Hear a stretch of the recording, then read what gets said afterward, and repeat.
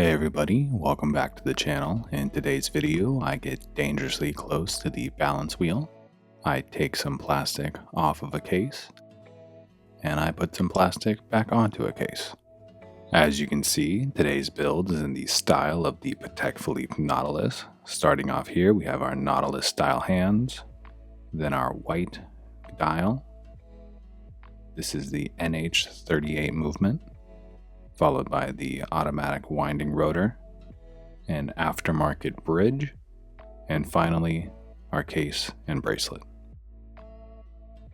So the first step here is to get the movement mounted and secured into the movement holder. I've been wanting to build a Nautilus style watch for a while and add a bit more variety to the channel. Luckily, a gentleman reached out to me to commission one. The gentleman preferred to remain anonymous, so I'll refer to him as Mr. X going forward. While all of the builds are regulated using a Weishi time grapher, typically I don't show the process as it can be time consuming and a little repetitive. But I thought I would change it up a little bit, peel back the curtain, and show a small portion of the watch regulation. As you can see, I have the movement upside down and locked into the jaws of the time grapher. The time grapher then listens to the movement and displays information on how it's running. I can then manipulate the regulator studs on the balance assembly to improve its accuracy. Once a good baseline is found, the watch is tested over 5 positions to get an average rate per day.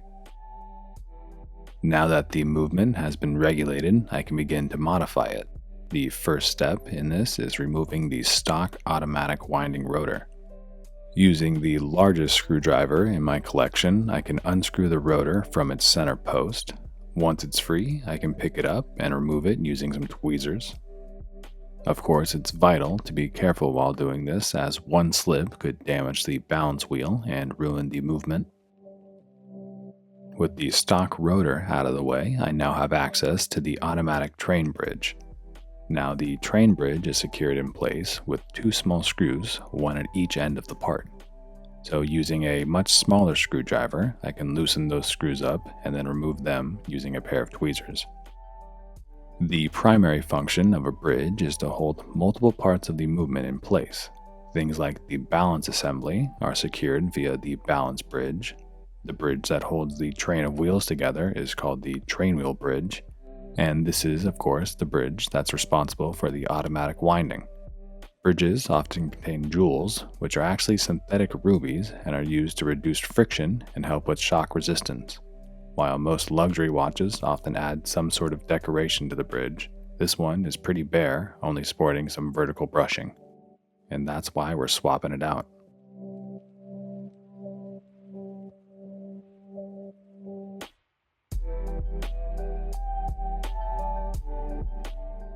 And here is the new aftermarket bridge. As you can see, it's much larger and more decorated.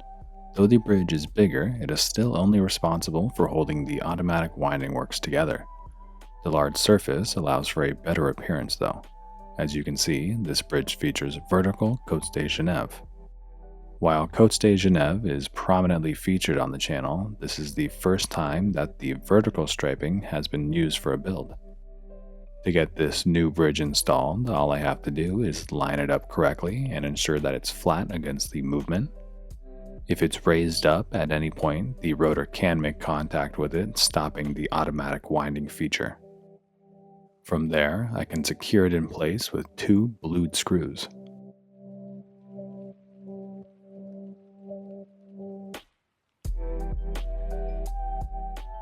It looks like I've got the bridge in place and these screws have been tightened down, just checking to make sure that it really is flat and won't cause any issues with the automatic winding rotor. Speaking of the rotor, I'm going to start by placing this little washer over the center post. As you can see, we went with a yellow gold rotor with the circular Côtes de Genève pattern. We were looking to achieve a similar look to the genuine Nautilus with a mix of vertical and circular Côtes de Genève. Of course, Patek goes above and beyond with its finishing and includes perlage around the rotor bearing as well as on the main plate.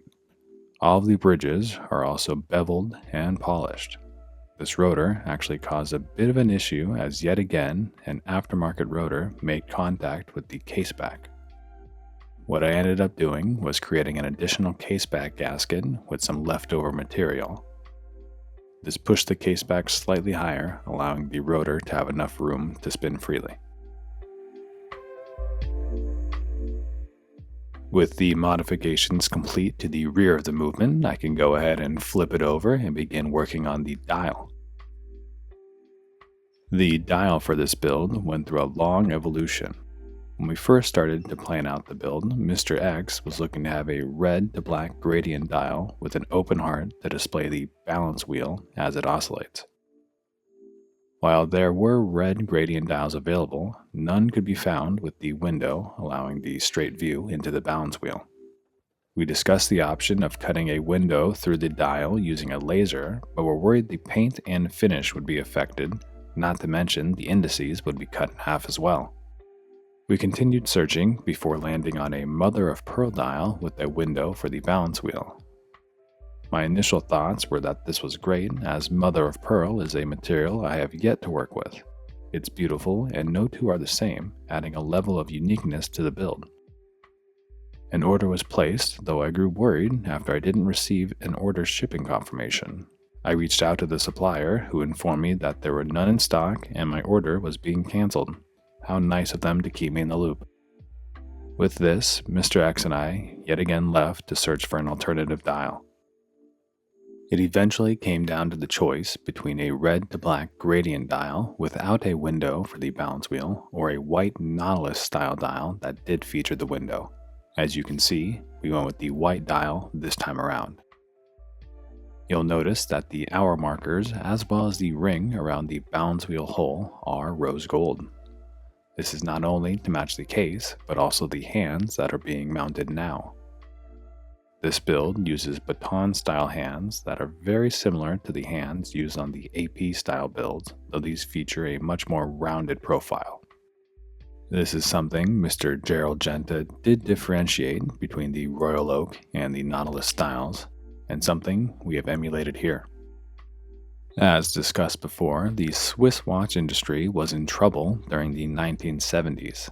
Seiko introduced the quartz-powered Astron in 1969, which proved to be cheaper and more accurate than the mechanical watches of the day.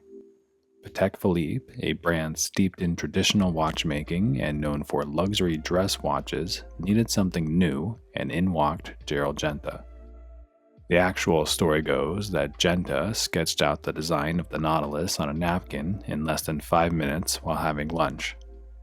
Taking inspiration from the portholes found on transatlantic ocean liners, while the name Nautilus was a reference to the submarine commanded by Captain Nemo in Jules Verne's novel 20,000 Leagues Under the Sea. A stainless steel sports watch was something completely new for Patek, who mainly produced gold and precious metal watches. That said, in 1976, Patek released the Nautilus reference 3700-1A. Perhaps the most well-known fact about the watch is that it was by far the most expensive stainless steel watch at the time. It retailed for $3,100, while another 18-karat gold Patek Philippe dress watch came in at just under $4,000. The price of the watch wasn't the only large thing about it, as it measured in at 42mm ear to ear. This large size gave it the nickname Jumbo.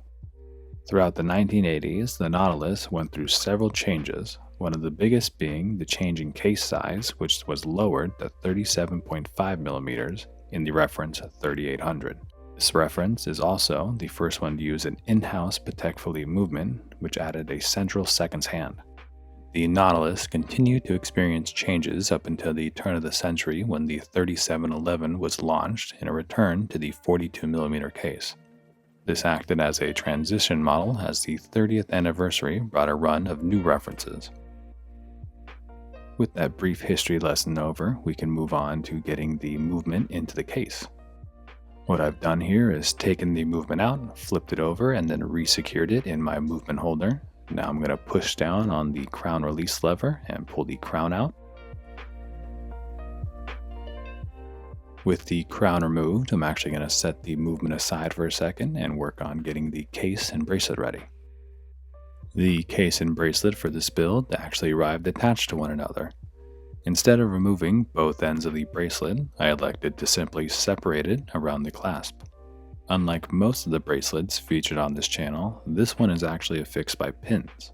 Come to find out, Patek actually uses pins in their own bracelets, as they found that clients were having issues stripping out the threads on the screws as they tried to remove them from the link.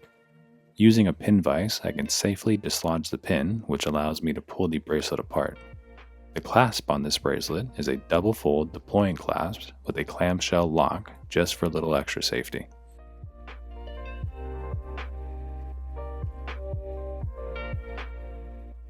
And now that the bracelet has been separated, I can prepare the rest of the case to accept the movement.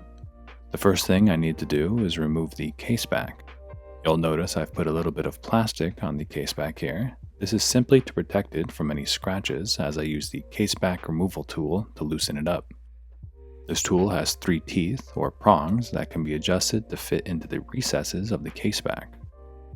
Then, with a bit of elbow grease, the caseback can be unscrewed and removed.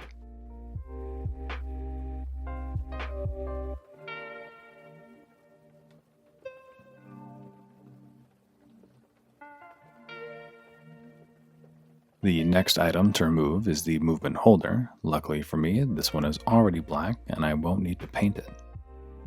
Next, I can flip the case assembly over and remove the protective piece of plastic from the crystal. Then, I can use a microfiber cloth to wipe down the case and crystal before looking closer and removing any pieces of dust or debris from the inside of the watch case.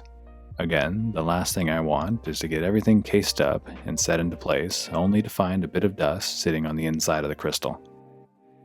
With the movement now on my movement pad, I can place the open case above it and lower it down onto the movement. After a quick look to make sure that there's no debris inside of it, I can flip everything upside down so that the movement drops into place, and then I can place the pad back down with the case on top of it, this time crystal down. Then the movement spacer can be reinserted into the case to help secure the movement in place. And with that in place, I can take the crown off the case and work on getting the crown stem cut down to size. While I go through the normal process of sizing down the crown stem, I'd like to speak a little bit more on the gentleman who commissioned this build. Mr. X is currently pursuing a residency for general surgery. Throughout his life, he's always appreciated mechanical design and fine craftsmanship, so it's only natural that he was interested in mechanical watches. He's built up a decent collection, mainly consisting of Seikos, Seiko mods, some Citizen watches, as well as a G-Shock and a Garmin.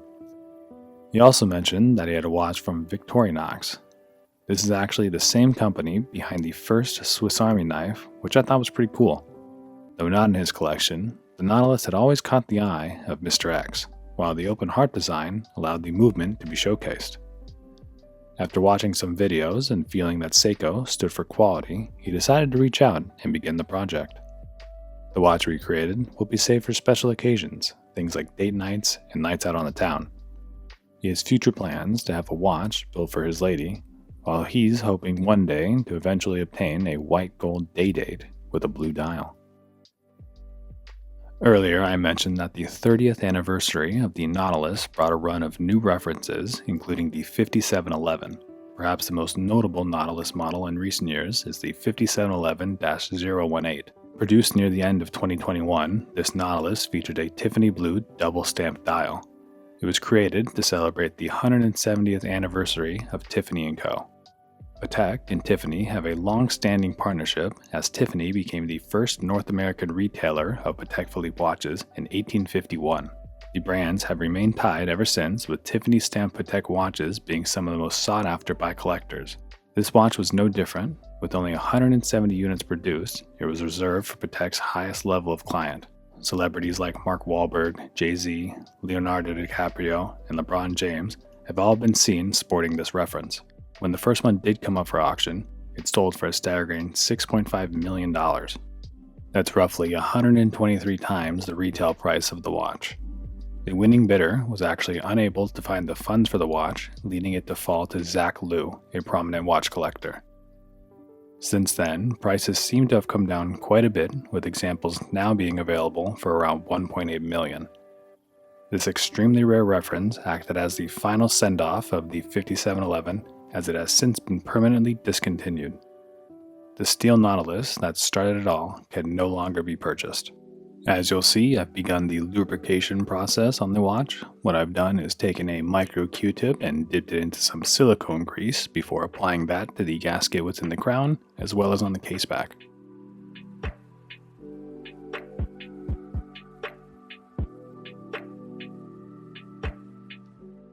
With the case back gasket lubricated, I can get the watch case back out and, using that same silicone grease, lube up the gasket inside the crown tube. Then I can reinsert the crown stem back into the movement. And with a little bit of pressure and a slight twist, the crown stem sits right into place. With the dial side of the watch looking good, the alignment on the movement correct, and the stem back in place, I can attach the case back. Now this footage is from before I found the clearance issue between the rotor and the case back, hence the absence of the additional gasket. Regardless, the installation of the case back is the same with or without the additional gasket. All I need to do is place it down into place, give it a few turns with my hands to get it started before placing down the plastic protection and breaking out the case back tightening tool again. Once the prongs have gripped onto the case back, all I need to do is rotate it gently and tighten it down. With the movement assembly now secure within the case, all that's left to do is reattach the bracelet. To do this, all I need to do is line the links back up before inserting the pin back into place. It's very important that the pin is oriented correctly when it's reinserted. Almost as important as the orientation is the fact that the pin needs to be pushed flush against the flank of the bracelet. To do this, I'll just use the end of my tweezers as they offer a nice flat surface. Once the pin is back in place, this one's complete. I want to give a big thank you to Mr. X for the opportunity to work with him on this watch. There were a lot of ups and downs with this one, especially when it came to the dial, but in the end, we were both really happy with the final result. It's also nice to finally add a Nautilus style build to the channel. As mentioned, I'd always been curious about doing a build like this, but never had the opportunity, so thank you again to Mr. X for that. I also want to thank all of you who have been checking out the channel and leaving likes and comments below. As always, if you or somebody you know might be interested in commissioning a build, please feel free to reach out to me at garrett@goldenstatewatchshop.com or over on Instagram at goldenstatewatchshop.